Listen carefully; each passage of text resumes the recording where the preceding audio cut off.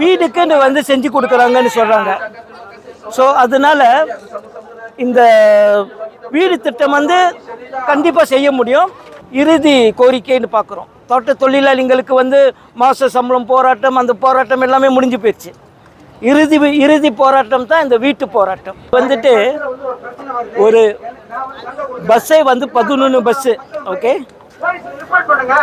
Johor பாரு, Negeri Sembilan, Perak, சிலைங்கோ,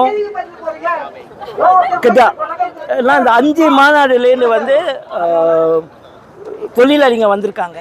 இங்கே வந்திருக்கிறது தொழிலாளிகள் வந்துட்டு சில முன்னாள் தொழிலாளிங்க, சிலது இப்போ உள்ள தொழிலாளிங்க, இப்போ வேலை செஞ்ச தொழிலாளிங்க. மலேசியாவில் வந்துட்டு 20,000 பேர் தான் இருக்கிறாங்க. மலேசியா தொழிலாளிங்க ஒரு 20,000 பேர் தான் இருப்பாங்க. ஸோ இந்த அரசாங்கம் வந்து ஒரு சட்டம் செய்ய சொல்கிறோம் இந்த 20,000 பேருக்கு.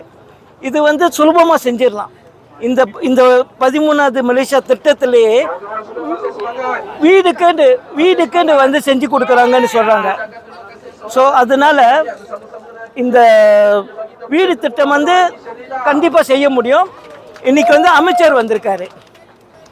அமைச்சர் YB குலா வந்துட்டு அந்த உண்டாங் அமைச்சர் அவங்க தான் அந்த சட்டத்தை செய்யணும். ஆனால் நம்ம வந்து சட்டத்தை செஞ்சிட்டோம், செஞ்சு எழுதி கொடுக்குறோம் அவங்களுக்கு. அவங்க வேலை ரொம்ப சுலபமாக போயிடுச்சு. அப்புறம் வந்துட்டு ஒப்போசிஷன் எதிர்கட்சி தலைப்பில் வந்து தெரூருடீன் வந்திருந்தார். அவர் தான் வீப்பு.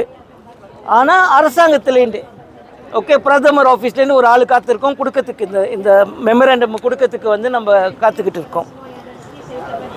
நேற்று வந்து பார்லிமெண்ட்டில் வந்து எதிர்கட்சி வந்து கொண்டுட்டு வந்தாங்க. ஏன் வந்து தோட்ட தொழிலாளிகள் வீடு இல்லைன்னு சொல்லிட்டுனே அவர் YB ராயர் எழுந்திரிச்சிட்டு இல்லை தோட்ட தொழிலாளிக்கெல்லாம் புறந்தொக்கன் இருக்குது. இது என்ன எத்தனையோ தலைமுறையாக இந்த பேசணும்.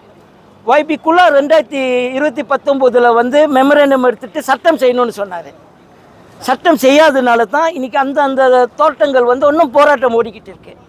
ஸோ இப்போ வந்து மலேசியா தொழிலாளிகள் வந்து தோட்டத்தில் ரொம்ப குறைவு. அதனால் இந்த இருக்கிறது தொழிலாளிங்களுக்கு இது ஒரு இறுதி கோரிக்கைன்னு பார்க்குறோம். தோட்ட தொழிலாளிங்களுக்கு வந்து மாத சம்பளம் போராட்டம், அந்த போராட்டம் எல்லாமே முடிஞ்சு போயிடுச்சு. இறுதி போராட்டம் தான் இந்த வீட்டு போராட்டம்.